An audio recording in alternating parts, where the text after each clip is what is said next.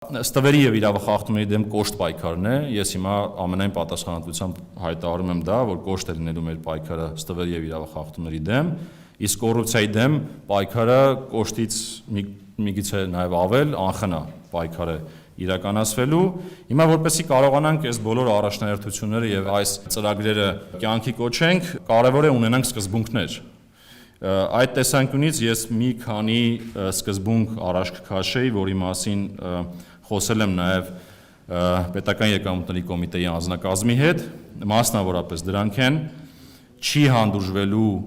միջակությունը, հին կարծրատիպերի դրսևորումը, մարդակենտրոնությունը եւ մարդկային արժեքները լինելու են առաջին տեղում, մեր պետության եւ հայրենիքին զարգացմանը նվիրումը պետք է նկատվի բոլոր գործողություններում, կոռուպցիոն եւ անօրինական ցանկացած երևույթ կոշտ արձագանք է ստանալու եւ այս ամենը պահանջելու եմ եւ ինձնից, ամենայն պատասխանատվությամբ հայտարարում եմ, եւ ՊԵԿ-ում աշխատող բոլոր աշխատակիցներից։